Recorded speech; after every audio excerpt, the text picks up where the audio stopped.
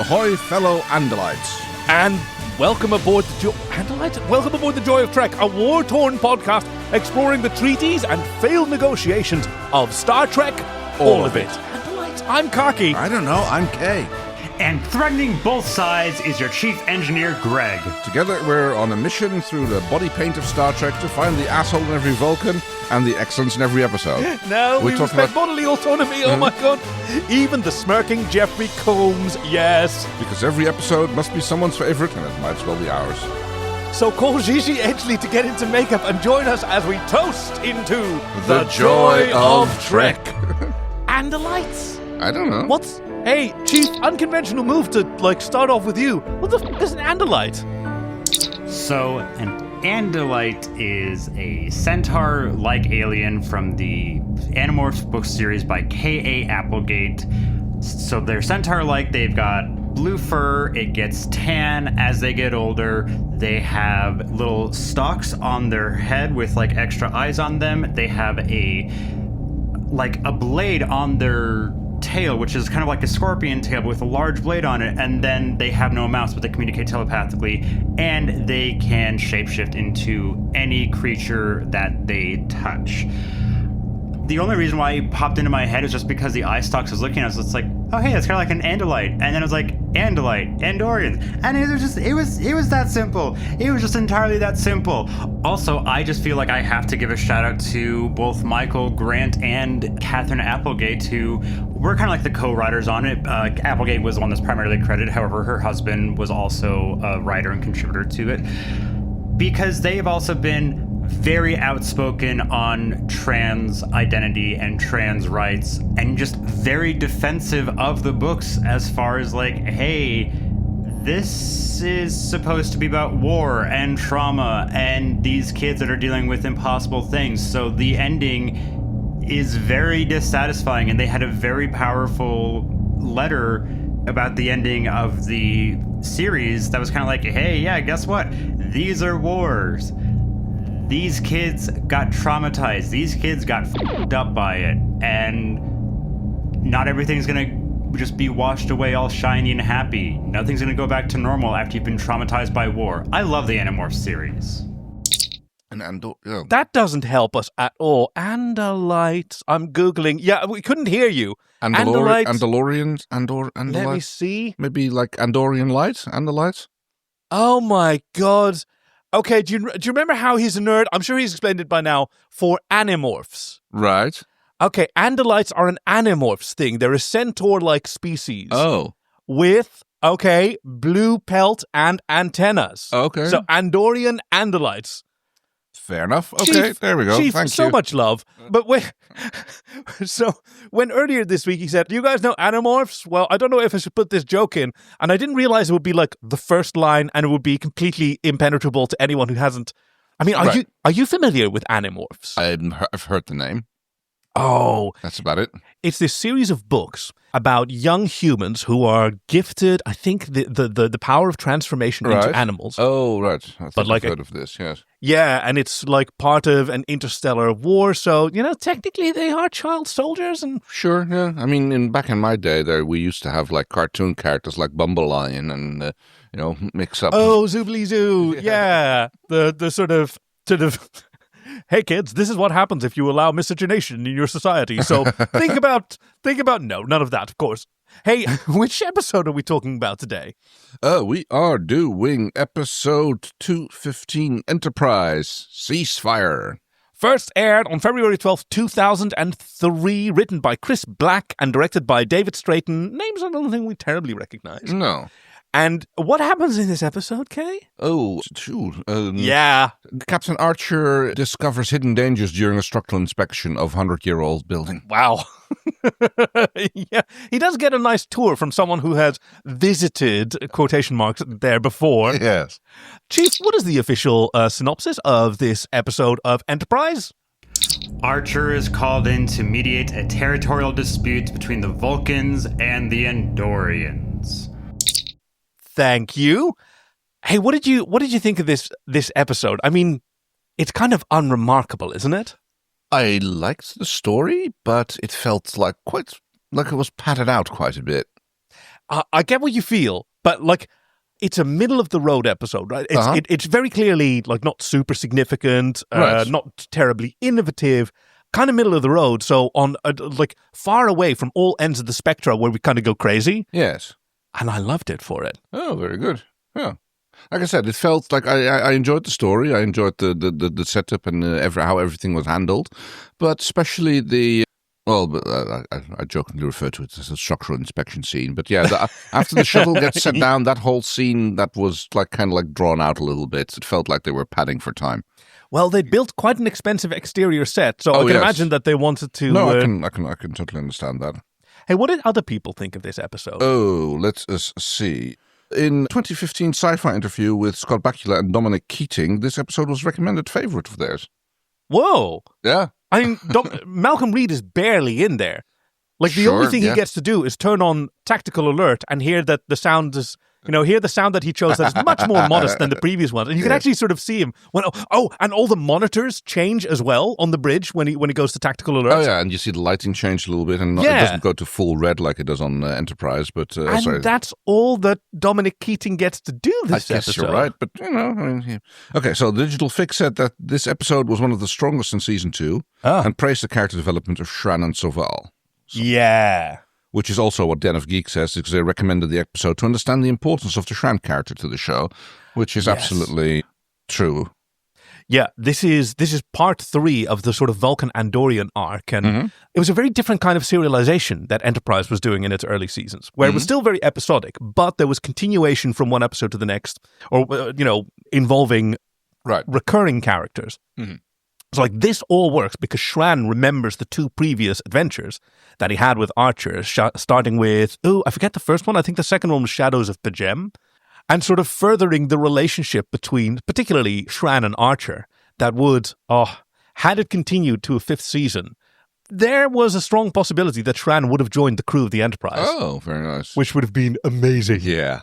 So, who recommended it to us? Today's episode, Ceasefire, Star Trek Enterprise, Season 2, Episode 15, was recommended by Nazzy! Ooh. Yes, a long-time beloved listener who's been with us since the Farscape days, who sent this in as a recommendation. And Nazzy says, for being a founding member of the Federation, the Andorians have gotten seriously short shrift over the years by various Star Trek series. Enterprise made that up to us, giving us more Andorians per capita than any Trek before or since. And best of all, it gave us Shran, quite possibly Jeffrey Combs' best role in a career full of them. Ooh, I said I wanted to agree because I think it's a really nuanced performance, but then I think about Brunt and what a comedic masterpiece that is every time. Very true, yes. And Ceasefire is such a great showcase for the Andorians and for Shran. We learn about the long, ugly war between Andoria and Vulcan and how that conflict has poisoned perceptions on both sides, leaving humans, in the form of Jonathan Archer, as possibly the only group capable of bridging the gap. And for a delightful bonus, we get the wonderful Gary Graham in fine form as Ambassador Soval, whose Vulcan reserve can't hide the fact that he doesn't think Archer can hack it either. Yes. But that's where we started. So I find it really interesting to rewatch this episode from the perspective of someone who's really enjoyed like all of Enterprise. Yeah. Which took me a while. I didn't clock it initially. I thought it was kind of a step back in terms of representation and diversity and very American-centric when it came out. And in particular, the Vulcan characters, Soval and T'Pol, they both really, really develop. And we learn much more about them later, like they're both capable of mind melds, which is a taboo in Vulcan society at this point. Oh, okay.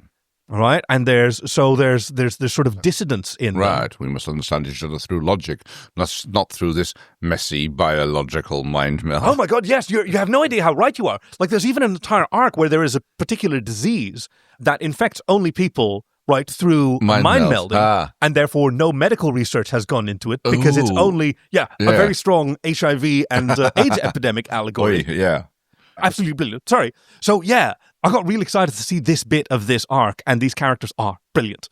Fantastic. So let us see. Do we have any warp cores to eject?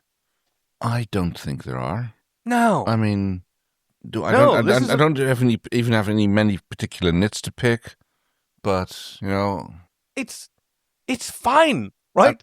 It's a middle of the road. It's an Right. episode 15 of a 24 episode season. Oh, okay, I'm wondering a little bit about how Andoria and Vulcan are related, because they're this planet that they're fighting over, which is about the size of the moon, Earth's moon, is apparently on the border of their systems. So Andoria's planetary system and the Vulcan planetary system are kind of... Okay, so I know. I know you're talking about, but like space is complicated, and there's a lot of empty space in between. Right, I've often thought about this. Like, if you try and look at space from like Space? Oh. well, if you try and look at, say, the galaxy from above, like they always represent it in Star Trek as this nice little top-down map with these neat little borders. Yeah. But that doesn't make any sense. No. Right. Well, I think, for example, about the Chanur series by C.J. Cherry, you know, with the lion people out in space, discovering a strange alien, and it turns out to be a human. Oh, which is kind of cool. I don't think I'm familiar. But so, like, the different aliens, like, breathe different atmospheres, so they don't compete for the same kind of resources. Fair, yeah. So you have territories that are completely overlapping between two species that are at war with each other, because none of their planets, like, they don't want anything from each other. No. Well, in this case, the planet has a tactical advantage. Right, exactly. Yeah. So, yeah, it may be located close to a particularly reflective nebula that gives them a shortcut to observe. Like, I don't know.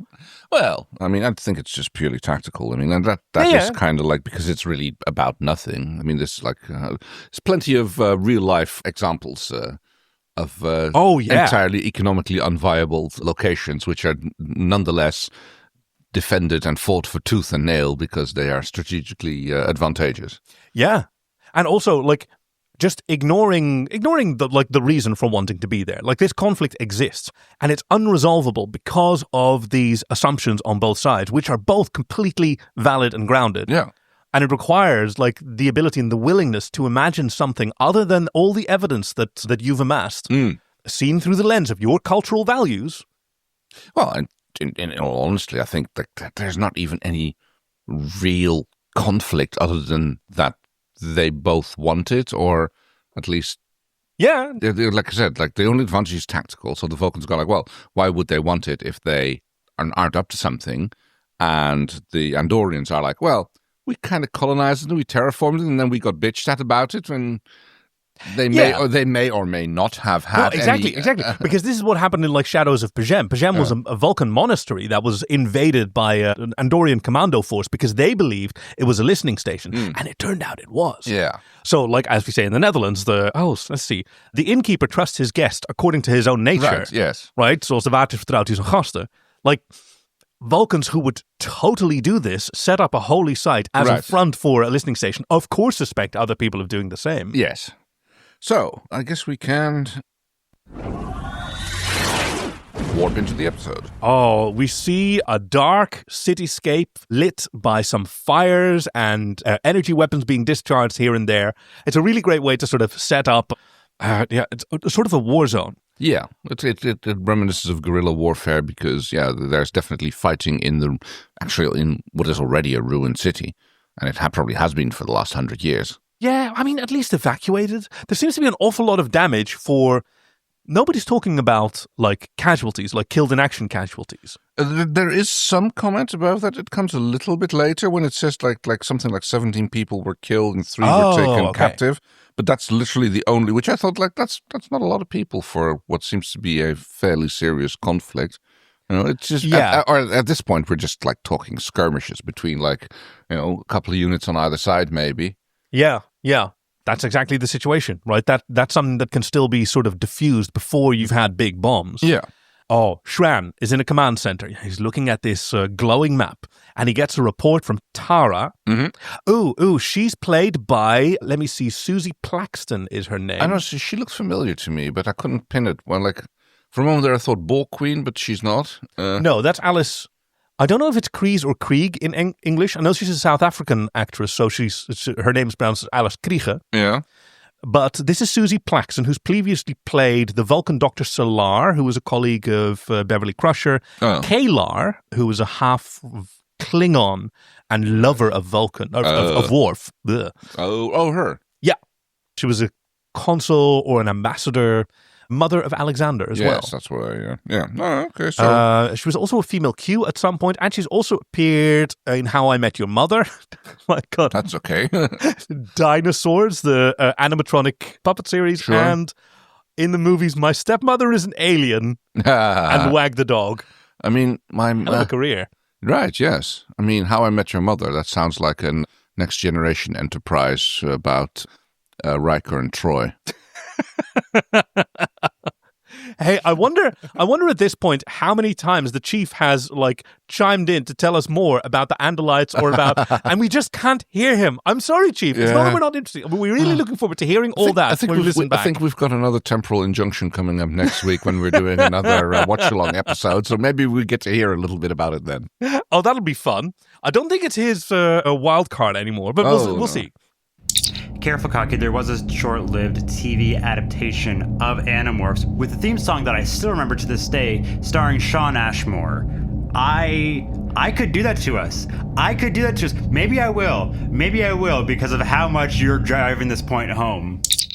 Okay, so basically he goes like... But the enemy's deployed new units here and here. They're looking for a weakness. They may have found it. We've taken more casualties. Because he's already thinking okay, this whole fighting lark isn't going to working. We need to talk. The Vulcans apparently want to discuss a ceasefire. Yes, exactly. And he is like, I want Archer because I don't trust the Vulcans, and I've had good experience with Archer and the Vulcans. The combination of the two, not necessarily by their own.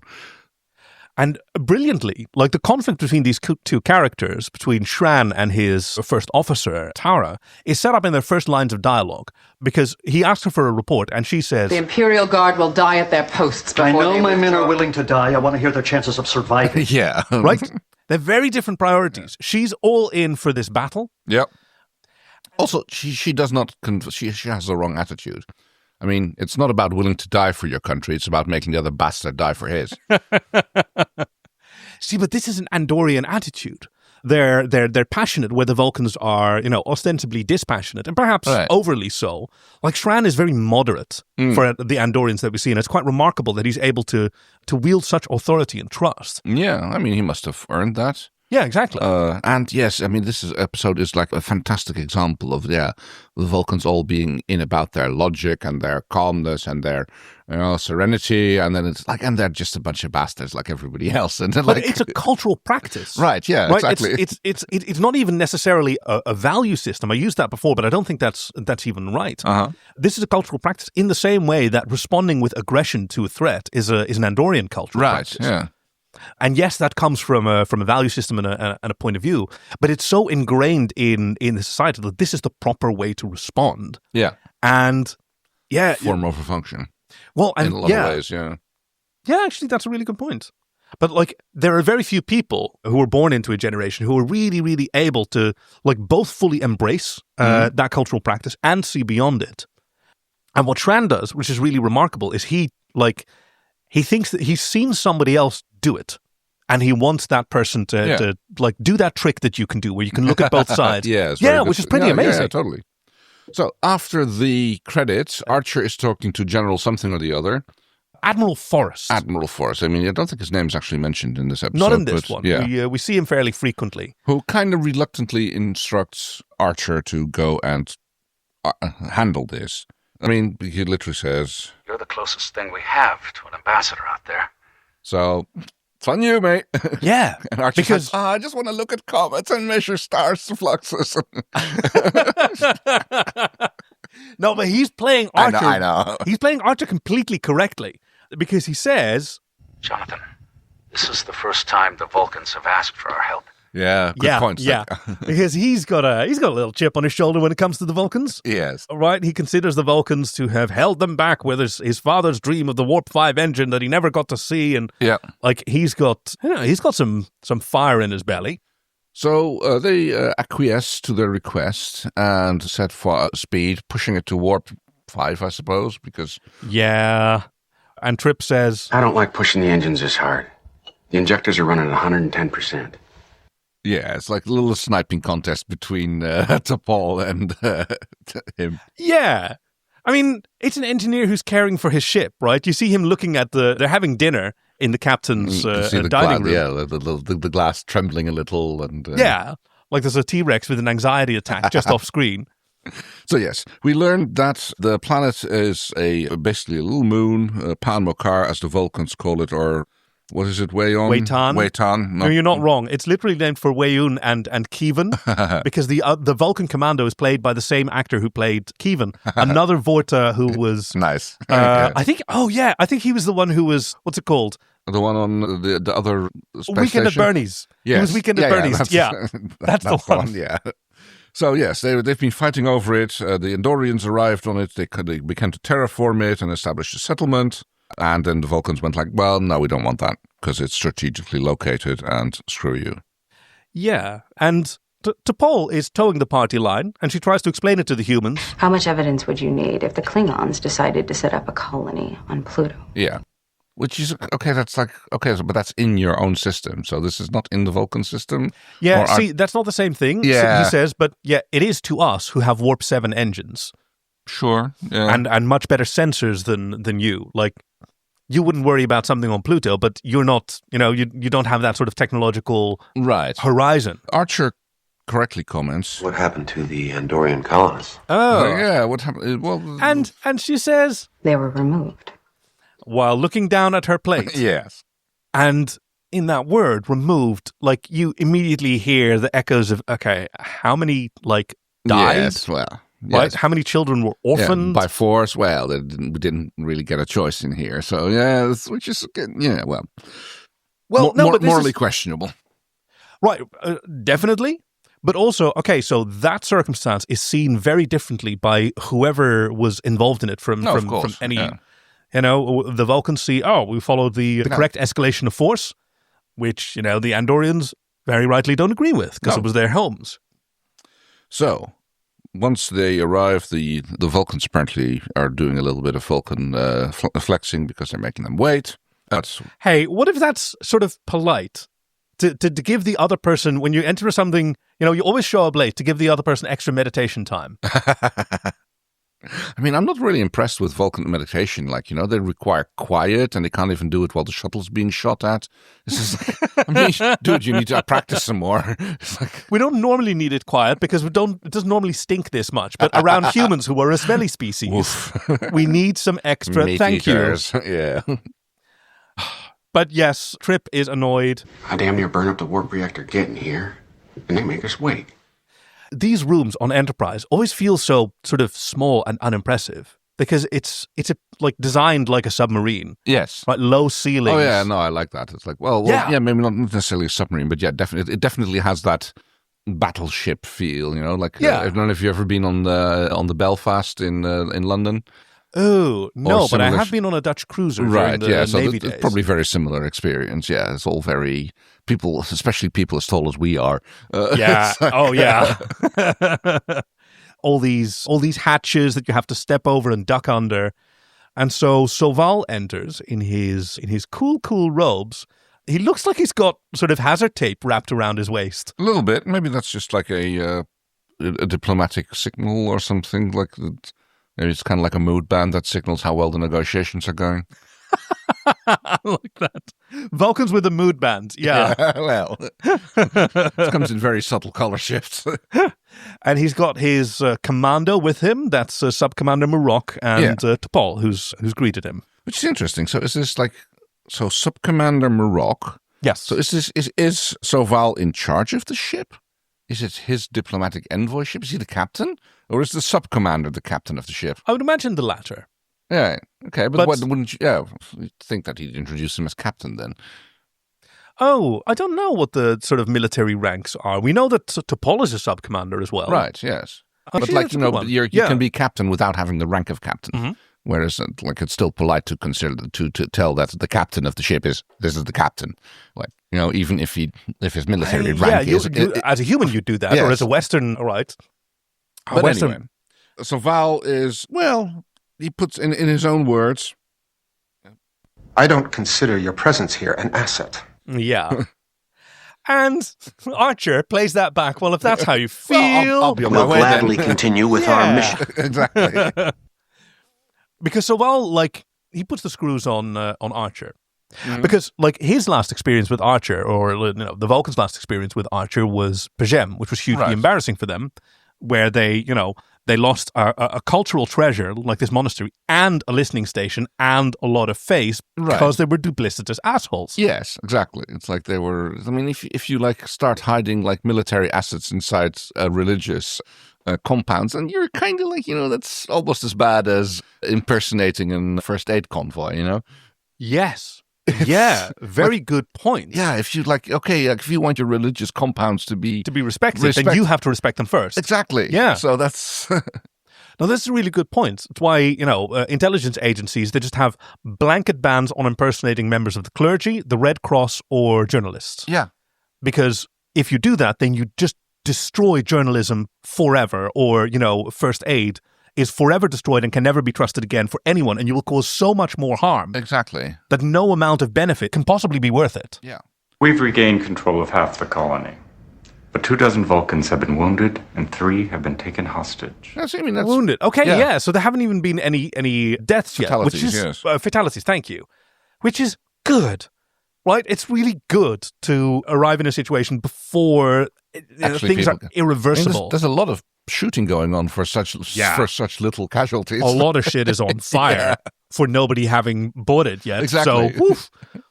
I guess we have to thank the writers of this particular episode for that. Hey, maybe that's also their escalation of force ladder. Sure, yeah. Right? That you toast the cover of your adversary before you respond with lethal force. And for some reason, Archer, I think I know why. Archer cannot just resist. You're asking for my help. Yeah. An exasperated sigh from Soval.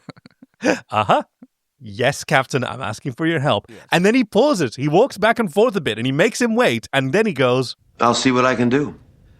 Oh. Yes, but he can't get anything. Like, that's not very reassuring. Thank you. And he insists. Sub-Commander Murak will accompany you to represent our interests. And he's like, nope, I'll be taking my own Vulcan. Yep. Because I know I could trust that one. And I think that Soval really, really respects Archer here. Okay. I think that he values this. He wouldn't have been impressed with Archer if he'd been too accommodating. And of course, he's also entirely fine with T'Pol being taken, considering their history. It's like she used to aid for him, and he knows T'Pol very well. But he's also really disappointed in her for spending so much time with on humans. Board. It's quite painless, I assure you. Oh, sorry, my bad. I've heard that before. Well, I don't know, not in the sense of bombarding, but yes. There's a little, I don't know why this scene is even here. It's just Archer going to have a talk with It's just Phlox. exposition, who needs a little inoculation. Yeah, but there's no really, is there anything? Yes, because Phlox is able to address the irony and sort of remind us of the long-term relationship between Archer and the Vulcans. Right. By saying, They weren't overly enthusiastic about you taking command of Enterprise in the first place, and now your presence is crucial to their interests. Yeah, so they're just basically kind of annoyed. Yeah, and Archer gets to explain that, his mission is not just to explore some asteroids but also... Maybe we're out here to prove that humanity's ready to join a much larger community. Which, the story of Enterprise was envisioned from the start to lead up to the formation of the Federation. Yes, which they did work around with, didn't they? Yeah, it's not how it ends. Yeah, exactly. In true Phlox style, by the way, he just declines to respond to that. But instead comes with a little bit of advice, which is unrelated advice, and because he served as a medic in the Nobulan infantry. Yeah. So and just battle situations are unpredictable. Be careful. Which is a typical Phlox thing. It's the other party makes an assertion, and he goes he clearly has his opinions. He's not going to voice them, but he comes up with a little bit of extra something else. It's brilliant because he says, if I learned anything from that experience, it's that battlefields are unpredictable places, even under a flag of truce. Yeah. Because what winds up happening over the course of this episode, sort of skimming ahead, is good plans are made that are thwarted by unfortunate circumstances. Yes. And those circumstances happen to be explainable in this episode, but when I watched this as a younger man, duplicious first officers. But maybe you could there's a version of this story where you never find that out, and they still have to make some sort of sort of thing work. Like as a younger man, when I watched this, I always felt a sort of frustration, like, oh, well, what an unfortunate hindrance to this otherwise good solution that we saw, and a growing sort of cynicism about stories that manufacture peril, right? We've used that term before. Manufacture conflict just to get in the way of, just to pad out the running time. But, growing up in the world that we grow up in, I've learned that the best laid plans, no plan survives contact with reality. Yes. And you always have to deal with something. You always have to. And real heroism is found in those who can, maintain their the end goal, keep that in mind, even as all the realities around them change. Yes. Speaking of changing realities, as the T'Pol and Archer drop down in the shuttle towards the planet, they immediately lose both navigation and communications because of the Andorian jamming. Ah, yes. Which T'Pol takes care of the extra time to do a little test on Archer to see if he's done his homework. Yeah. Did you look at this? And he says... I glanced at it. Okay. Glance, you can see her going glance, and he's you can read her expressions by now. So it's 1,200 pages long.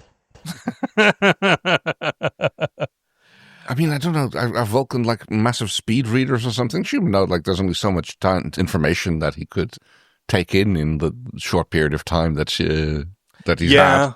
Yeah. Yes. Maybe Vulcans are indeed capable of speed. Humans are capable of absorbing incredible amounts of information. If I look the sheer study load of a medical student, right? The amount of text that they have to read and internalize and memorize in a given day, for me, is just astounding, and is a fairly normal standard, right? For a first year, you just memorize book after book after book. You have to internalize it. Just okay. Apparently, humans are capable of doing that. Yeah, fair enough. See, I'm immediately reminded of my friend when he was taking OChem as a class, and just the way it melted his brain entirely, because that class just eviscerated him. He was dead to the world when he was taking that class. So, yeah, that sounds heartbreakingly familiar. I hope that he is doing well, because, oh boy, that class just really f***ed him up. So, there's a little bit of more bitching and moaning between the two of them, things about the treaties, about the rules, and it basically all amounts to, T'Pol expresses her concern with the amount of material that Archer has been able to absorb and use, but he counters that quite well. But I doubt I'm going to impress Shran by quoting Vulcan treaties.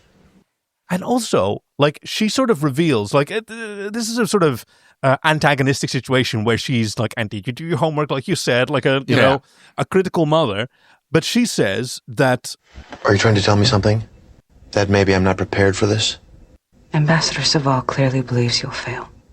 I was hoping some advanced preparation would help you prove him wrong. She's on his side. And she's being a good first officer.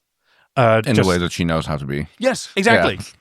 Yeah. She has her opinions about his performance, and, that's maybe more critical. But she's on his side, which is a cool thing to be reminded of. Yes. Where she stands in this conflict. Very true. They manage to land on the planet, doubt of the coordinates that they find themselves on, but soon enough the Andorians show up with a force of arms. Oh my God, what a situation. They're told to land somewhere, and they don't have a greeting protocol. Yeah. They kind of have them wandering around until they get ambushed by the Andorians. They get black-bagged and hold off to Shran's... Shran? Yes, Shran. Compound, yeah. Yes, compound, his war room. Tara is the one who finds them. She's a little bit surprised that he has a Vulcan escort. And, he's well prepared because he says... I wasn't told to come alone. And introduces her as... She helped expose the Vulcan listening post at Pajem. Yeah. I thought Shran might enjoy seeing her again. Okay, yeah. Now, that is sort of blanket protection. It's playing the personal card, which is seen work with Shran. They have personal honor and relationship is very highly valued. And also showing that, T'Pol might not by default be in cohorts with whatever with Soval, with Vulcan High Command is planning. Like they sound like she's clearly shown to be able to put her cultural or at least her military background aside to do what's right rather than to at least follow High Command's plan. Now, it's interesting watching Tara, knowing that she winds up like betraying her commander, because this is already in her heart. She already thinks that these talks are a mistake. She definitely belongs to the hardliner faction, who is going to be like, no, we fight for this. But at this point, she doesn't see any advantage to acting on that yet.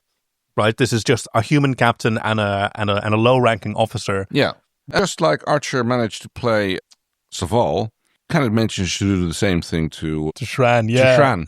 Because he's like, oh, well, why would they even want to talk? They think we're aggressive and illogical. And he's like, well, Prove them wrong. Yeah. It's like challenge. Yes, because that works on Shran. Yep. And I think, I think they already really, really deeply understand each other here. Because I think it's almost like Shran is communicating to Archer that this is what he wants. Sure, right? Yeah. He's playing more hardline now that he's got someone to take the other position and reach the compromise that he also thinks is right. Yeah, a very good point. Yeah, he can lean back and be hard. He doesn't have to be the mediating personality anymore, which he has to be to sell his plan to his own people. Yeah. Now that he's got Archer there to play that part, he can back up a little bit and take on a more firm. Now that the negotiations have more or less started. Yes, exactly. So after Archer establishes that yes, he is willing to perform this role, they do go like, I hope I can help again, but the first thing I need is to see the hostages. Oh, hostages? Yeah. Oh, they're prisoners of war. Yeah. No, we don't have slaves. They're just prisoners with jobs. So they get to see the 3 Vulcans who have been captured, but not talk to them. No, because as soon as Archer asks, "Are you all right?" Tara goes, and she shuts the door. Yeah. When they attacked us, 2 of my men were badly wounded. Why? Why were they wounded when the attack started? No, I know. It's just like... Yeah. It's... Poor grammar. And T'Pol takes Soval's side with... You provoked this situation when you violated the territorial compromise. Yeah. And now we get into the different viewpoints. Now we get the finger pointing, yes. Yeah. Tara calls, that compromise, that is 100 years of oppression. And this is, it's not really oppressing if the place is empty, but, It's empty because... Yeah, okay. We don't know where the original inhabitants were sent, right? Were they shipped back to Andoria Fair or point, yes. elsewhere on the planet? Soval manages to, he basically, he has a nice long monologue of all his demands. Shran does. Shran, sorry. Yeah. So he says... We will release our prisoners on the following conditions. Immediate withdrawal of all Vulcan military forces. The so-called compromise is to be rescinded, and the Vulcans must concede irrevocable sovereignty of Waiton to Andoria. Solved. Right, yeah. And Archer's like, or is it T'Pol? I think one of the two is like, yeah, no. Really? You honestly believe that? No, come on, for real? And this is what you were like, the fact that Archer's there allows him to be this hardliner, and that's a huge relief to him. Because even Tara goes further. I told you, he's a puppet of the Vulcans. Right. For the record, the Vulcan High Command doesn't like me very much. Yeah. Yeah, and the feeling is mutual. Well, so much goes unsaid, but yes. So basically, he manages to negotiate it down. It's like, well, how about you start with demands that we talk? Yeah. Demands, yeah. Because he also asserts his own agency. If all you need is someone to deliver your list of demands, find somebody else. I've got other things to do. Right, and that's really powerful because he knows he personally has value to Shran.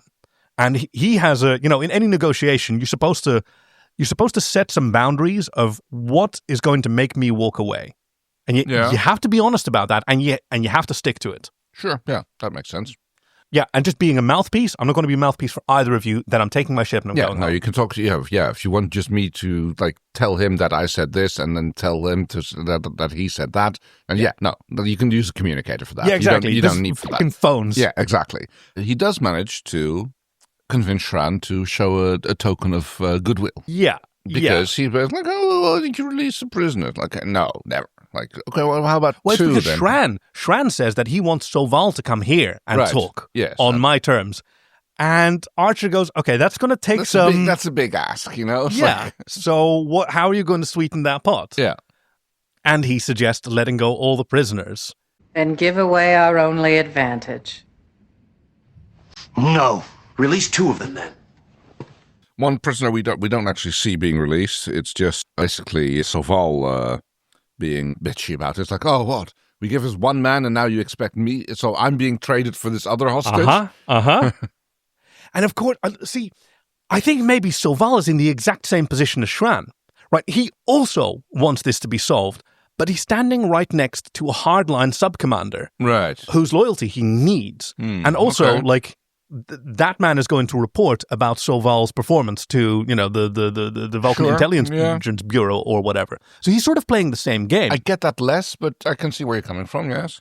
I mean, I'm bringing what I know about Soval later on. I find him a tremendously sympathetic character. Right. Also, like, Gary Graham is an incredibly charming actor. Mm-hmm. Do you know he was considered for both Cisco and Janeway before those were, decided to be an African-American and a female captain, respectively? I guess they would have been, yeah. I mean, he's a great actor, so why the hell not? Yeah. He couldn't have played either the way they turned out because, that's not how it works. No, exactly. Although, now I'm imagining him just a straight-up replacement for Kate Mulgrew. Same makeup, hairdo, padded bra, heels, and just play that straight. Okay. Wow. Right? You put him in 6.5-inch heels, though, and you get he's a tall man to begin with. Oof. Yeah. So, situation gets more complicated because... While you were on the surface, we detected 3 Andorian vessels approaching. They'll be here in less than 5 hours. Yeah, this is going to escalate. Yeah, this is going to complicate things because it's going to either turn into a spaceborne shooting match as well, or they're just going to dump more troops on there. I mean, both, right? Like, by the time that there's more firepower gathered around a flashpoint, because this is the difficulty with the military. Like, they're capable of doing things that civilians can't. Yes. Right? Because they're trained for things but everyone is trained for a thing that they're really good at. And when all you have is a hammer, every problem becomes a nail. Yeah. Like, there is strategy, tactics, and practice. And your practice is combat to a great degree. Mm-hmm. Then that's kind of what you want to do. Sure. Yeah, that makes sense. I mean, I'm with no disrespect to anyone in any branch of the military or militias or whatever, but they hire young people with their hormones up, and you do kind of, right, you have these fantasies that you kind of want to fulfill, and they can affect the kind of people who make it into decision-making positions. Yeah. Soval comes with what I think is probably one of the most Vulcan characteristic expressions that you can possibly have. You don't understand the complexities of the situation. Oh my God. Yes. Condescending Vulcan attitude of like, oh, this is so much more complicated than you could possibly imagine. But you see his face, how he's struggling to retain the eye roll, right? He's doing the triple blink just to hide his eye roll. Yes. But, and Archer is like, well, I mean, why did you let me go there? And like, well, I didn't ask you to come here. But then he throws it basically in their face. It's like the Andorians. Yeah, you did. The Andorians, well, yeah. Also, I didn't ask for your help. Hold on, I can play that GIF right back for you. You did, in fact, ask for my help. Hello. I mean, yes, he's kind of like, I only relayed it. But yeah, he did relay it. So fair enough, yes. But he throws it in their face and says, like, well, you say that the Andorians are inflexible, but they're the ones who opened the field to the story. So it's on you now. If nothing happens, if this stops at this point, then it's entirely on you, because they made a gesture of goodwill and good faith. Yeah. And if it breaks down at this point, that's on you. Yeah. To which Sorry, I'm just reading this very differently now. Like, I think that both Shran and Soval are using Archer as a way to convince their first officers of the policy that they already want to fulfill. Yeah. Right? And they're both doing the theater where they're taking their first officer's stance and then having it rejected by someone with Archer's insight. And then they get convinced to do it the human way. And they both have to eat some humble pie. Right. Because I think what you're pointing out, like that face that Soval makes when he says, oh, you don't understand the complexities.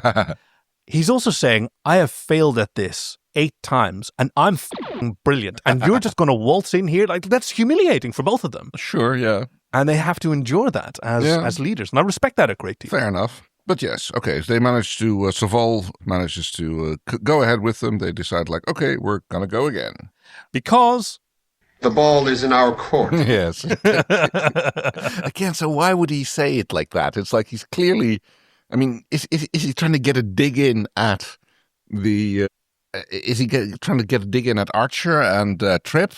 Or is he... Oh, I think I know what this is. Because, yeah, good that you asked it. Because Archer says it that way, right? Yeah. The ball's in your court now. And you see Soval... And T'Pol has to explain. Yes, it's a human expression. It's a human expression. And now when Soval repeats it, I think that's a dig at T'Pol. Okay. Right? But T'Pol's not... T'Pol's not there when that's being said. It's just him... she's walking past. Is he? No, yeah, she is. Yeah. There she is there, yeah. I'm counting the pointy ears here. She's not actually in... But, like, I think this is him sort of snidely snipping at her in front of another Vulcan. Like, apparently we're all doing human expressions now, aren't we? Haha, I guess that's what we're doing, yeah. Okay. We think this perfectly normal, don't we, T'Pol? I'm going to have to take this up in my next dissertation. And we see another conflict between Shran and Tara. It's not really a conflict at this point. There's just a bit of bickering and arguing. It's like he is like, okay, you go meet them and bring them here, treat them well. Yeah. And she very honestly asserts what she thinks of the situation. You put too much faith in these pinkskins. We don't know anything about them except that they're friends of the Vulcans. Not always. And eventually he shuts her down. I value your opinion, Tara, but that does not allow you to question my commands. No. And this is the moment where she loses faith in her commander. Right. She stops respecting the chain of command. And not only does she want to defy her commander's orders, but she's concealing it. Yes, absolutely. I mean, that's kind of how it goes with mutiny. Yeah, but like there is the sort of, what's it called? Vote of no confidence, displacing a superior officer from their position. But you only get to do that if you under very serious circumstances. Yeah, but those circumstances also involve you have to state that this is what you're doing. I am removing you from your position under Article whatever. Yeah. And the fact that she doesn't do that, I mean, maybe they don't have that in Andorian hierarchy. I mean, you don't know. Maybe it's like they're more like the Klingon kind of way, It's like kill your superior officer. Yeah, or do your own thing, or, build your own power base. But either way, we see Archer and 2 Vulcans sitting in the shuttle, and they're being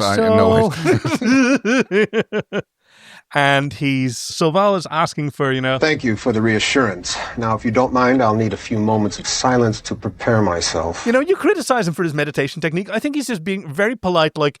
Shut the f*** up. Yeah, exactly. Like, can we listen to the radio? When you're in a taxi and you really don't want to have a conversation with it. Yeah. Oh, didn't I see once that there was like a little checkbox in Uber or whatever that you could quiet ride? I think that's like, I'm not sure if that's for real or if that's just the one like. Oh my God, that's so nice. Are you chatty? No. Talking or no talking? Yeah. I try to do that back when I did long transatlantic flights. No. I'd always introduce myself to the person next to me. Like, I took an aisle seat because I have a baby bladder and I get up a lot. I'm also going to take a very long nap because I sleep very well. But if you want to get up for whatever reason, you just nudge me and it will be okay. And I know that that's hard to believe, but it will absolutely be okay. Very good, yes. And I'm not in a chatty mood today. Which is, so I'm not the one that there have been other occasions where I literally had a 7-hour conversation with gentlemen who worked at the School of Economics of Slovakia in Seattle, or the other way around. Okay. Fascinating. Yes. So, as the shuttle is approaching, they get shot at. Archer Enterprise? We're still within their jamming range. I suggest we cancel the negotiations and return to your ship. They can't pinpoint the source, but as we see the shuttle flying over the ruins, it's being shot at by blue phaser beams or whatever the Andorians use. Which we don't know at this point, right? True. And there's another version of this story where we never find out who takes out the shuttle. Sure. Because it could also be a rebellious element within the Vulcans. Yeah. Not implausible. It could also be, a third party. Maybe the Romulans are on here trying to trigger a Vulcan-Andorian war. That would be entirely possible. So, they lose the starboard pod, so they're going to go bring it down on thrusters. Yeah. And she says... 100 meters. Yep. 50. We need to reduce our speed. The ground is going to do that for us. Yeah, it's the famous techniques of lithobraking. It's so good. You got aerobraking, hydrobraking, and lithobraking, where you just like nosedive into the ground. I think it was the KSB Kerbal Space Program, yes, the excellent... That community came up with the term of lithobraking. And Shuttle Pod 1 crashes again, which I believe at this point it recently did before. Okay. And it mysteriously, just like 3 episodes earlier, it was destroyed. And now it's back somehow. NX-01, yes. Convenient resupply. NX-01 is the Enterprise. Yeah. So this is it's not the registry of the shuttle, just right. Okay. The craft that is auxiliary to. It's got this thin little hatch door. Yeah. I mean, that's kind of like what shuttles have been doing forever in Star Trek. Yeah. Like those, I love those hatchbacks, the shuttles that Enterprise. Oh, yeah. The Big D. The Big D has, yeah. It's like, again, it's just like a flimsy little walking ramp. There's not even any sign of rubbers or seals around the edge. It's like... Which is kind of like, that's advanced technology that you can have such a thin door on a spaceship. That too, yeah. And trust it. And not a second door. You don't have an airlock. No, very true. And you don't have to carefully wipe down the seals. It's hilarious to watch actual space flight and how long it takes to open or close a hatch. Oh, yeah. That's right. It's like hours, really. Like every one of them is like a teenager, sort of destroying all the evidence in their room of whatever weed or masturbation sin they've committed, because they've got to go to school and their parents are going to come in and clean, and we've got to make sure that there are no absolutely nothing, no evidence left of And Soval is really cool because he steps out and he takes off his robe and tosses it inside. He looks around and goes well, this place has certainly gone to the dumps. Yeah. Because he served here. And negotiated the treaty. As well. And interesting that T'Pol, when he says that he served here, T'Pol asks... You were with the occupation force? Very rarely do occupiers call themselves occupiers. Yes. Oh, very good point, yes. I mean, I don't know if... We don't know if Vulcan had an official claim on this place. It might have just been on that little thing that, they went oh shit, someone moved into that rock. Oh, we never really even thought of that. Now we're going to have to take care of that. Yeah. It's kind of like that. There's I don't know if they're still going on. I think they recently actually signed a treaty about it where there was, I believe, there's a little bit of rock somewhere in the North Atlantic, which both Canada and Greenland laid claim to. Oh, yes. And the how shall I say it, the occupying force on each side, it basically amounted to going to the island, removing the other guy's flag, replace it with your own, and leave them a bottle of your national liquor. As a gift to the next unlucky. Then, a couple of months later, they come by, take down the other guy's flag, take the bottle of booze, leave a bottle of booze of their own, and repeat as necessary. Oh, I wonder what a Greenlandic drink is. Oh, I don't know. I mean, there's that Swedish whiskey-like stuff. I can imagine it'd be something along the same thing. Yeah, right. On the other hand, it might just be fermented shark guts. That might be great. You don't know. Everybody ferments something. Yeah, I know. I'm not saying it's not. I've just seen people's faces who would try fermented shark for the first time, including people who are famously one of those chefs who will literally eat everything. Oh wow, yeah. I saw Gordon Ramsay's face when he tried the fermented shark. And Gordon Ramsay is one of those peoples who will famously eat anything. Yeah, awesome. Even he was just whoa. Yeah, didn't go down very well. I mean, it's flavors that you're not prepared for. I've done this. Oh my God. I don't know if I told this story before. I must have done. I once hung out with the mayor of Nagasaki. Okay, yes, I know that. And there was a whole delegation from Nagasaki who came to the Netherlands to the sister city that I don't live in, but they needed a brown kid to represent Indonesia, Dutch, and the brown kid that they had, she wanted to go to a concert, and we knew each other from school, and she said, "Hey, Kaki, can you be a brown kid for me in this place so I can go to a concert because my mom won't let me go otherwise?" Yeah, cool.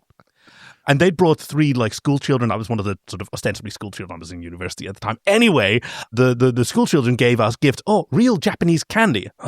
Okay, so now we have to reciprocate. Shit. You keep them talking, I said to the one of us who spoke Japanese because he did kendo, while I ran into the nearest snack machine. Yeah, just raid a snack machine. Like, what's that? Oh, salt licorice. Oh, dear, that. So yeah, I've never seen someone so successfully hide his revulsion as the mayor of Nagasaki when I handed him a piece of this. Yes. Until I offered him a second piece, and then even his age went, thank you. Enough candy for now. Yeah, not too much. Well, bad for health. It's not good for me. Yeah, they're bad for my health. Yes.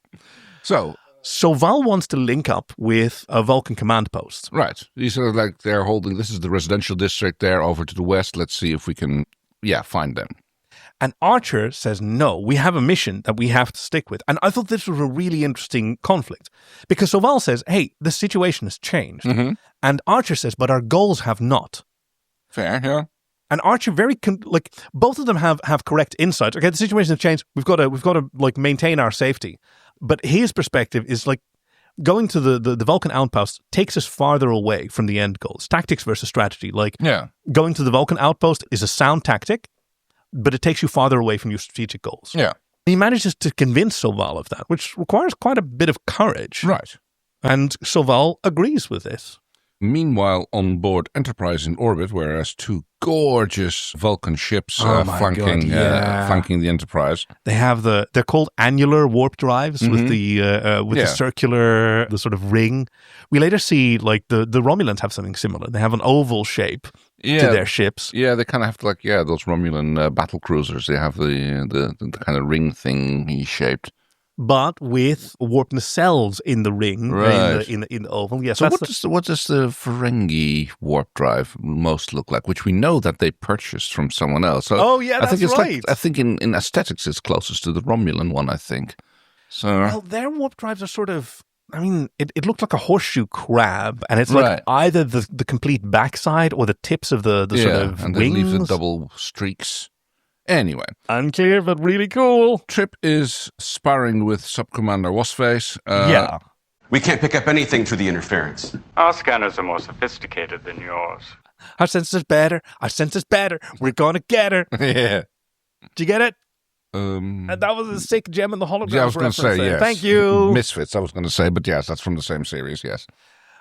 And Trip really tries to talk Marok down from, the ledge. Yeah. He's asking... Do you really think it's a good idea to go down there guns blazing? The only way to make sure is to nuke them from orbit. And Marok says... Our response will be appropriate. Okay. By whose standard? Yeah. So they know they're going to be in trouble. But it's Trip responsibility to see... I've always found it interesting. Why is Trip... now, in command? Why is he in line for command? His station is not on the bridge. Ooh. I mean, that's always the first... T'Pol is... No, T'Pol's science officer. And first officer. Yeah. Okay, yeah. So that makes him second officer. I mean, there's probably that. Yeah. But, that makes sense. I mean, that's... Why would you give that role to someone whose station is so far away from the bridge, though? I don't know. Maybe just general rank? Yeah. It's just one of those whole chain of command things, you know? Yeah. I mean, it's the command staff is famously small on Federation starships. If you compare that to battleships, and, there's a much more broader pyramid of command structure. There's so many more people to step in and start fulfilling roles. The fact that the captain doesn't have a staff. He has his officers, but he doesn't have a staff. Yes. Also, well, I mean, in the original series, he had yeomen. Right. Usually buxom young women. Yeah, you're right. It goes straight from the captain to department heads, and he doesn't have, assistants or clerks. Exactly, yeah. So, we are informed that the Andorian ships are 3 hours away until the crisis, what's the word? Escalates. Escalates, yes. Nice, yeah.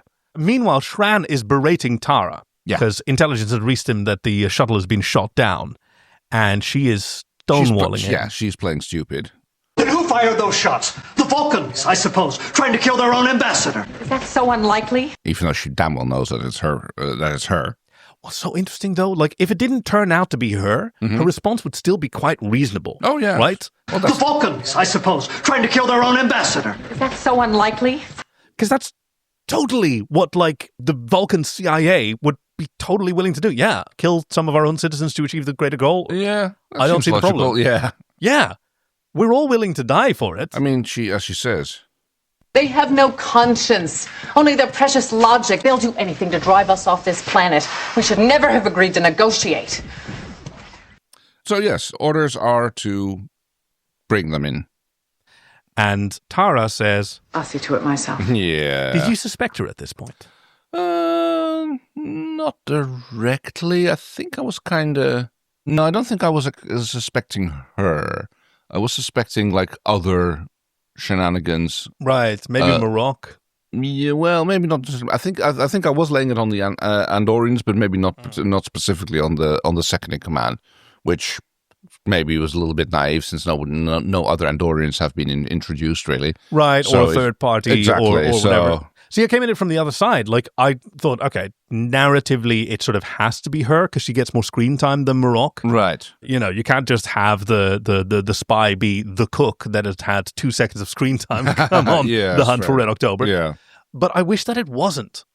Like, this story for me would have been stronger if they just never found out who did that. Yeah, in a way. Yeah. Because you have to be able to move beyond it. And finding a villain that you can pin it on is convenient.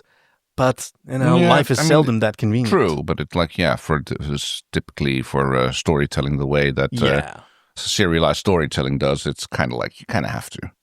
They're making their way through this burnt-out plaza that I think the production design did a really good job of making probably a relatively small area of blue-lit, fire-glowing, sort of debris-strewn, look like quite a large area of the city. Look, I bet that right behind them is the shuttle. Oh, yeah. Right, that they've just wheeled out of. Yeah, exactly.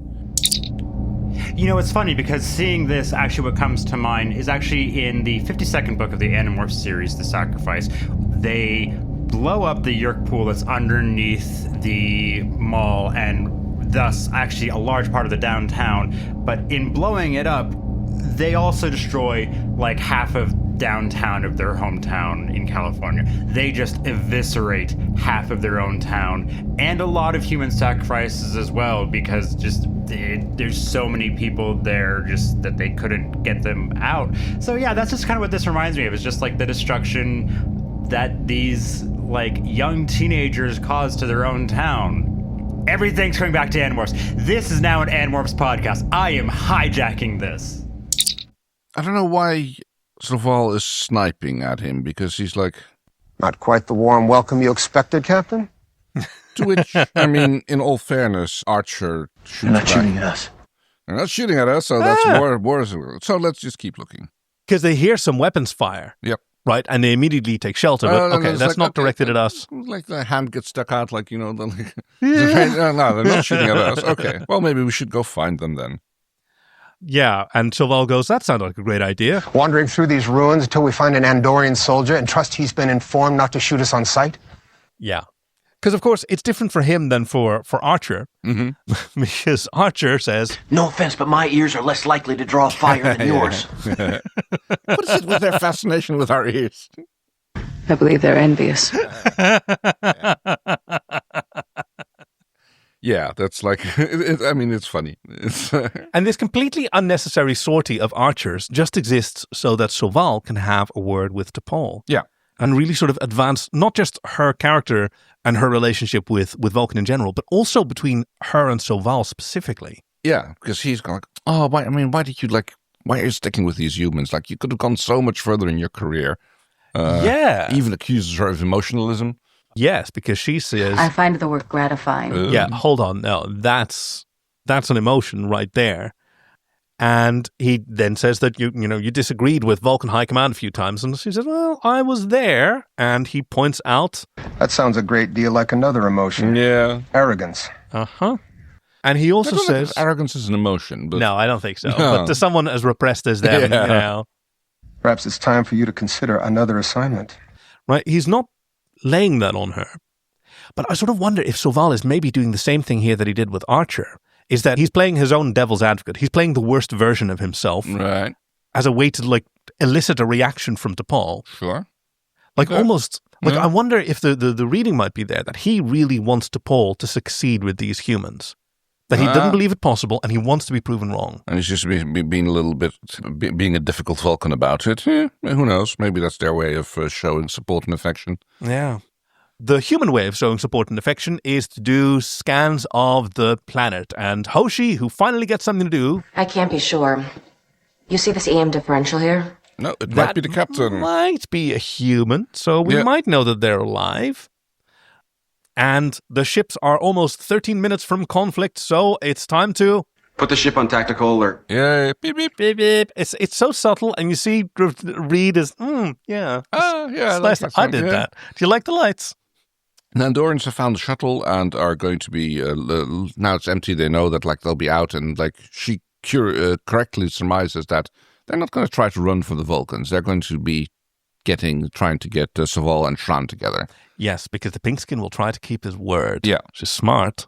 And only now, after Soval is hit by the blue phaser beam, does someone recognize... Those are Andorian weapons. Yep. Okay, so they're shooting at us. Fortunately, he's not seriously injured. This kind of felt a little bit padded out. It's quite a lengthy scene of Archer and the others running through the ruins, doing a little bit of ducking and dodging around. Soval, who's been injured, is given a weapon, and they have to set up a distraction so that Archer can make his way around and flank them.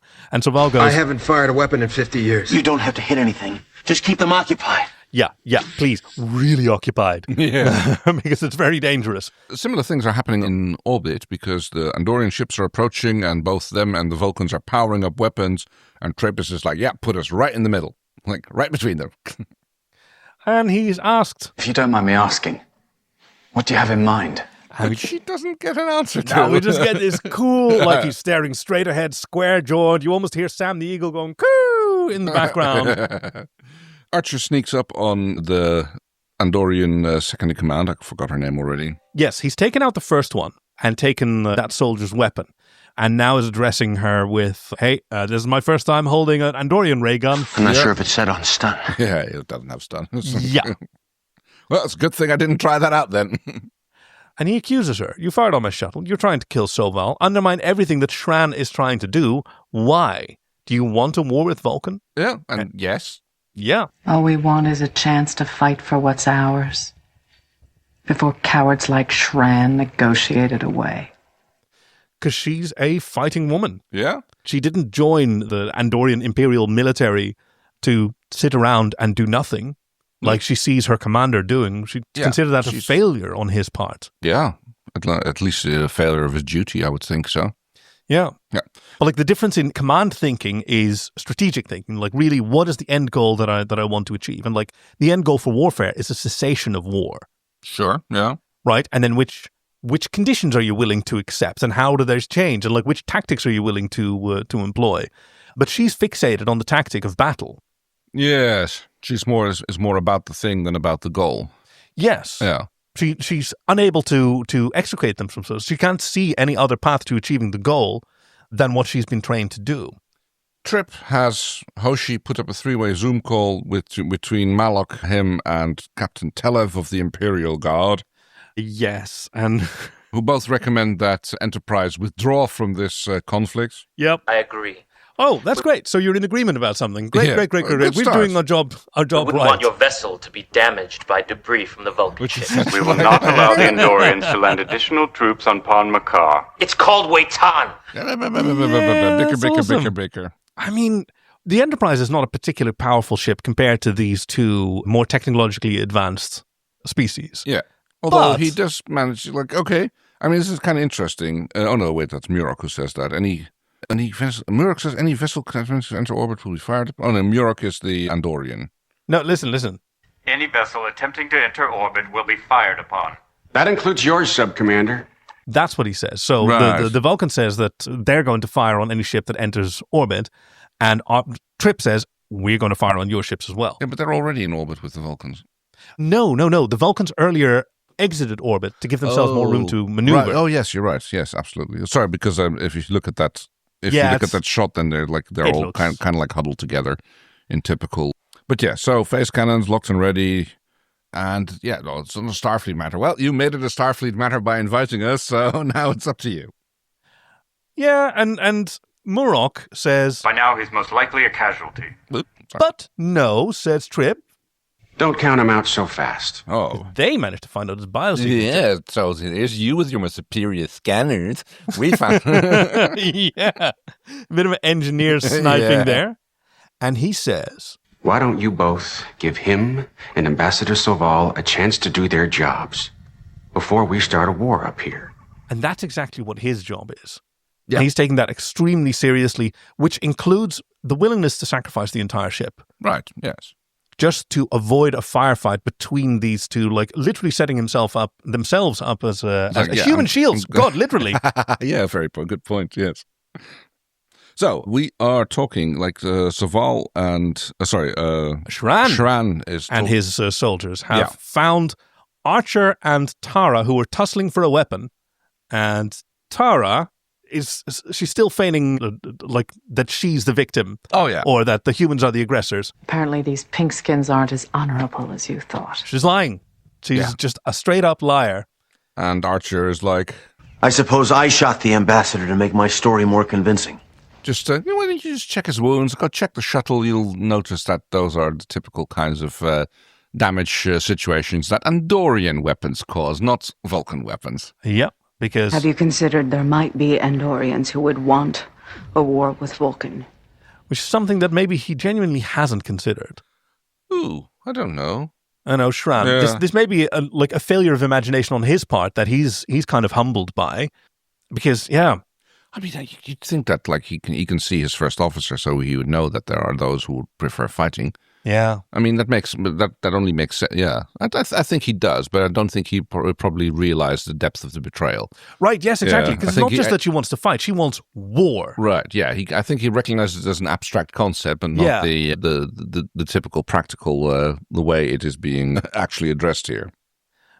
And Archer, like, rather than addressing the conflict, rather than trying to disprove Tara's lies. Mm-hmm. He appeals to the personal relationship and trust that Shran has for him, because he says, I said I'd bring Soval to meet you, and we damn near got killed getting him here. Yep. I came because you asked me. And that's the important thing. Personal trust and belief, those are really, really important to Shran. Yeah. Because, the Vulcans are very good at duplicity. Yes. Way better than the Andorians. Because they have more practice. Yeah, absolutely. Ferengi are really good at negotiation, compromise, subterfuge, because they practice it all the time. You get good at things that you do all the time. Yeah. But yes, so there's a nice little final confrontation between him and his officer, where he asked him, is it true that it's Andorian weapons? And she goes, What did you expect me to do? Follow my orders. I like that. It's like, yeah, that's yeah. What did you expect me to? I would expect of you to do. But yeah, she throws him the typical, orders to do nothing. You're not doing, because she genuinely believes that he is derelict in his duty. Yes. Yeah. But if she was a faithful officer, she would have confronted him. Right. Right? Well, yeah. Assuming that they have a similar, hierarchical practice that we do. Yeah. But even if they don't, that's still the right thing to do. Then she should have done the ritual backstabbing. Yeah. It's all fine. But he admits, after he has her arrested... There are others who feel this way. Yeah, of course, says it. Which should make him wonder, okay, who am I sending to arrest her? Yeah. Wait, head count. Is there going to be a fragging? Show me your antennas. Yeah. Hey, we've been doing this all the time. Have you noticed that their antennas are animated? I have, yes. It's so cool. They had little animatronic antennas, and I so wonder if they had a little remote in their pocket that they could sort of, with a little sort of thumb wheel to point them forward or whatever. Yes. Or would they have a puppeteer on a radio control system? Now that this has been mentioned, I was going to say that was going to be my... So fucking cool. Oh, okay. And in orbit... The Vulcan ships are breaking formation. They're heading for the planet. The Andorians are following, sir. Arm the forward phase cannons. Yep. See if you can target their weapons. He is being he has to put out or get out or whatever that expression is. What? Okay. Put up or get out, I think it's Right, okay. I'm not sure, whatever it's well, my colloquialisms aren't always what they're supposed to be. We're out of gas and grass. That leaves us one option. Yeah. But fortunately, just in time, there is hailing from the surface. T'Pol and I are fine. We're at the Andorian command post. Ambassador Soval's been injured, but Shran's medics are treating him. Okay, now that's a really interesting combination of words. Yeah. And he goes, Shran's medics? He's just being a good host. And the Andorians are allowing the Vulcans to approach, and it has been successfully de-escalated. Yes, we'll send down the shuttle pod 2 to pick everybody up. And he even asks, like... Did you run into any problems up there? Nothing we couldn't handle. And finally, Archer gets what he had been expecting for all, a big table with people around it, enjoying drinks and like having civil conversation about... And he says, you paraphrase a quote that you've taught me. I believe someone wants to find a compromise as a solution that neither side is happy with. Yeah, so apparently your words... the best compromises are the ones where everybody's unhappy. In that case, these talks have been extremely successful. I consider any negotiation that averts war to be a success. Yeah. And Shran sort of stands up as if he takes great offense to this, but he grabs a bottle of what turns out to be Andorian ale, it's a nice purple bottle, and asks them to join him in a drink. Vulcans don't drink. And you see Archer and Shran, and you see Shran's like antenna going up, like, what? Do you insult us like this? But this occasion merits an exception. That's where he shows his diplomatic acumen. And And so it they gets also... him a very dubious look from Malak. Like, yeah, so I also have to... You're really this is an order. You're going to drink that? And the expressions are fantastic because Shran is just like, yes, we drink our drink. Archer is like, oh, this is not bad. Yeah. And you can see all the Vulcans going like, goat piss. What are we doing here? Even T'Pol has a bit of a, And T'Pol then immediately says, with your permission, I'll escort Ambassador Soval to the airlock. Which leads me to my hypothesis. Yes. Because there is a quote in somewhere elsewhere in Star Trek. Let me see if I can find that. Oh, I won't be able to find the audio clip. So, Chief, can you please enter this here? A previous reference involving Spock. Yeah. Am I to understand that your secret ingredient is alcohol? Whiskey. Tennessee whiskey, Spock. You care for a little snort? Bourbon and beans, an explosive combination. You think Spock can handle it? Suggesting to me that maybe to Vulcans, alcohol is a hyper laxative, and they all know. We'll get to before the flatulence hits. Yeah, exactly. And that's why Morocco's looking like, you want us to what? And T'Pol is thankfully in there. Like, they can all sort of feel it happening. They're all doing the sort of wee-wee dance with their buttocks clenched, like, to get out of here, get out of here. But not before he managed to lay some high praise on the captain. Your presence here has not been overly meddlesome. He says, while he's sort of clenching so hard. And Shran shares another little look and drink with Archer. I think he likes you, Pinkskin. I wouldn't go that far.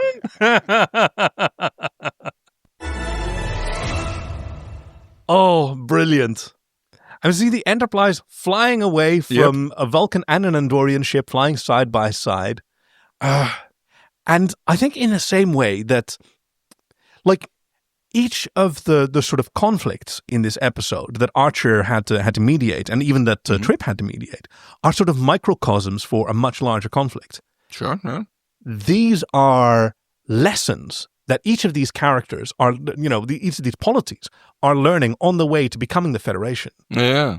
They have to be able to, like, resolve these conflicts, and it's hard, and nobody's satisfied, and it's painful for everyone. Well, as the commenters say, it's very much a good episode in the character development of, what's the ambassador's name again? Soval. Soval, yes. Oh, certainly.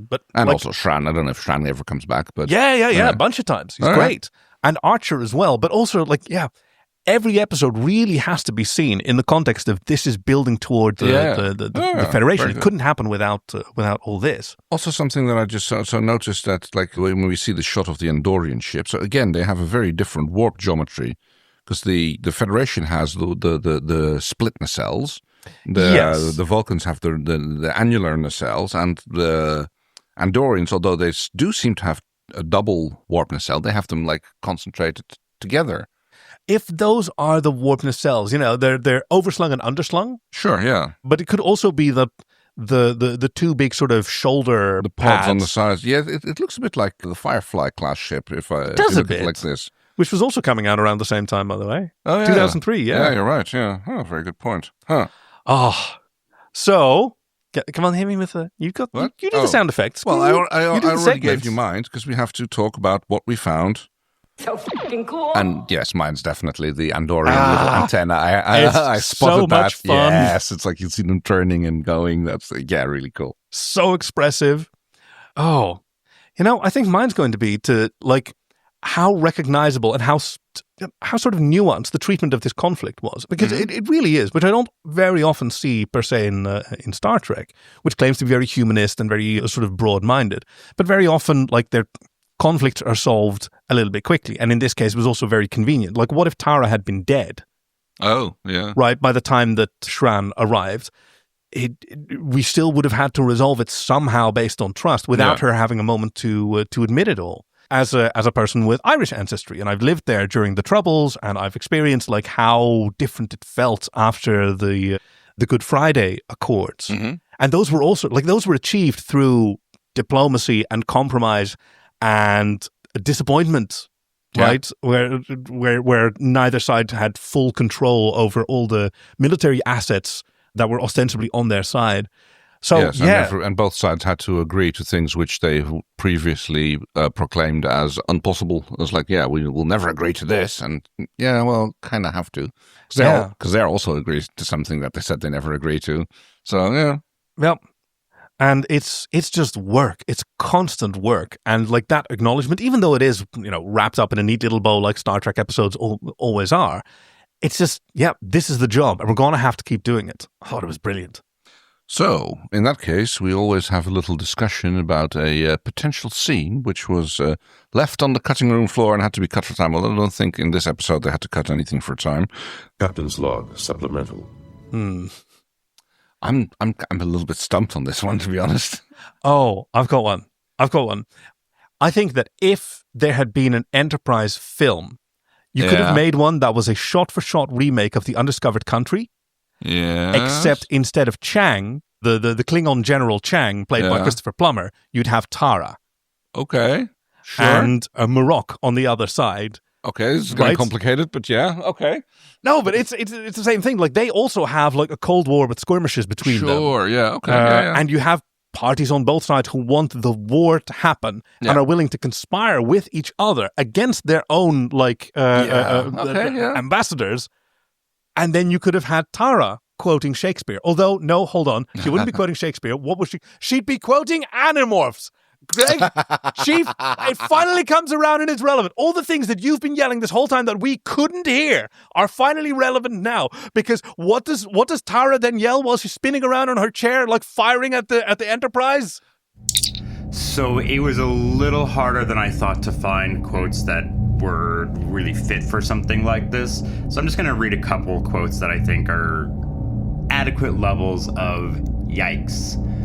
It felt good to hear Jake say I was indispensable, but with Jake you can never be sure what was sincere and what was just expedient.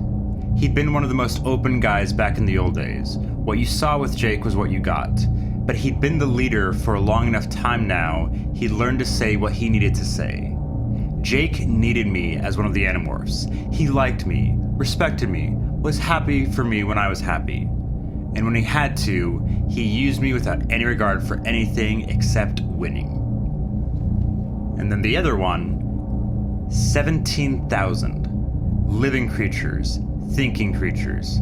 How could I even give this order? Even for victory, even to save Rachel. How could I give this kind of order? They could have stayed home, I thought. No one asked them to come to Earth. Not my fault. Not my fault. Theirs. No more than they deserved. Aliens. Parasites. Subhuman. Flush 'em, I said. Those are some up quotes, and Craig. It's not and you haven't experienced it until you've read it in the original Andorian. Oh, you haven't experienced Animorphs until you've heard it in the original Andorian. Temerian. Try that one. Oh my god. Oh, that would have been no wait, Temerians. That's Darmok. Oh, of course. Yeah, sorry, I was thinking of I was trying to get. God, I was trying to get Plox in here, but that's Denarian, not Sumerian. Denobulan. Denobulan, that's the one. Yes. Polyamorous. Yeah. Yes, very famously so. Do I have just a little bit? Ooh, is something coming to you? Can I get a scene in I kind of want Flock's elbow. I do too. I kind of want Flock's shoehorn into this in some way. All right, but I'm trying to it will all be too serious. It's no, come on. Maybe have him treating the ambassador. Oh, I mean, okay, maybe yes. There's here we go. So before being allowed to leave Enterprise, the ambassador still has to get checked out by Phlox, and he's sitting there on his examination table, and Phlox is just kind of doing his thing and diddling about, and suddenly in the background you can hear these little gurgling sounds. And the look of distress on the ambassador's face is getting greater and greater, and Phlox is just being willfully ignorant about it all. Let me do my job. So that. All right. Yeah, quickly, move along. Moving along. I think you have to do a little segment first before I get accused of pushing the button too early again. Wait, do I? Yes. Well, first of all... Which one? Thank you to our... yes, very good. Yes. Thank you to Nazzy for recommending this episode. Oh, I completely forgot to think about any references to Farscape, of which Nazzy is also a great fan. Other than cool jackets and... I mean, you've got the whole thing... What's it? The intrigue on the planet of the princess, which John gets married to. Yeah, you're right. You get that's a parallel you could pull. Yeah, there's a lot less cunnilingus in this episode, though. So, but Fair thank you for that recommendation, Nazzy. And yes, you're absolutely right. I mean, I thought the parallel there that you could just very easily pull was just body paint. There's so much body paint in this episode. Getting more exposure for Andorians was one of the highlights of Enterprise. And yes, absolutely, Shran is a fantastic role for Jeffrey Combs, and Gary Graham is so much fun. And yeah, establishing humans in the form of Jonathan Archer as possibly the only group capable of bridging the gap between Vulcans and Andorians and so many other people. If that was our role in the greater galactic community, I would be very proud of that. Oh, absolutely. And if you, just like Nazzy, would like to suggest an episode, yes, you can go to joyoftrek.com/links and submit a episode which you love more than anybody else earned. And we particularly like hearing new voices. We have wonderful, wonderful recommendations, including for Discovery that I know some people have sent in that are hopefully waiting for us, because I do have a book that I want to open. And we know, Lauren, I have heard you. But we like it when new voices come in, because there are so many diverse viewpoints, infinite diversity and infinite combinations, and we want to hear from all of you. So if you haven't sent anything in before, now is the time. Please, joyoftrek.com/links. And also, there's a Patreon with cool GIFs. You can see Soval really, really eye-rolling in this episode. So if you want that particular GIF to help you out, when you go, no, but it's too complicated. Plus, you get access to a monthly watch-along series with us and the chief engineer, where the temporal vortex is temporarily broken. Yes, and we sometimes watch puppet shows, or I should say we sometimes ignore puppet shows and sometimes ignore Star Trek while we talk with each other, which is tremendous fun always. So, what we have is... Next time on an all-new episode of Star Trek. The chief has laid us a trail of breadcrumbs in the form of quotes from the episode that we're going to be doing next. Yeah, so next week we're going to have a story reading, which you'll be telling us about shortly. And then after that, we're going to discuss the episode that these quotes are from. So hold on to your butts. Here's number 1. Asking a Ferengi to play a Cardassian game is like asking a Klingon to chew with his mouth closed. Okay, DS9, got to be, right? Really? Yes. Yep, okay. The scanner in the airlock might mistake your enthusiasm as Cardassian, but not your DNA. Huh. Might mistake your enthusiasm as Cardassian, huh? Interesting. That sounds like a Garak line. Someone is trying to fake being a Cardassian. Ooh, yeah, good point. All right. That's a shame.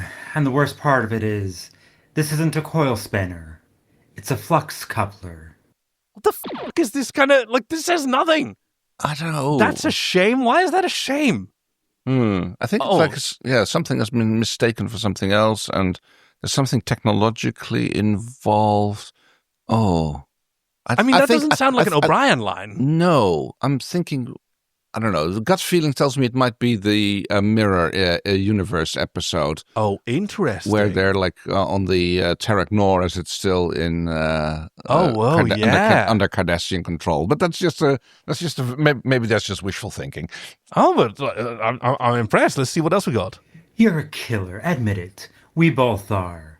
Behind your Federation mask of decency and benevolence, you're a predator, just like me. Okay, that sounds like a Cardassian talking to Cisco. Yeah, I mean, it might even be evil bisexual Kira. Oh, okay, possible. All right. Welcome to Empok Nor. Oh! Take whatever you need. My house is your house. Oh. Whoa, okay, so you were right. It was the other station, but not Terek Nor in the Mirror Universe, but... No, Empok Nor. Okay. I don't know how many times we visited that. Like, I only thought that was the one time with the Ferengi. I know there's one other time, and that's when Dukat has a whole cult set up there, but even that, I don't... Well, let's find out what it is.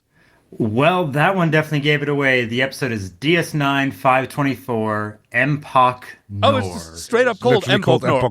Okay, well, I kind of called it. Yeah, well done. Like, continuing our streak of episodes that we kind of don't... remember, yes. Yeah, we're into the Badlands of Star Trek. This is thrilling, actually. Absolutely. So, that leaves us only with one more thing to do, which is... I'm leaving Starfleet. Energize! We hope you've enjoyed this week's episode with your friends Kay and Kaki, production and editing by our chief engineer Greg, and music by Fox Amore.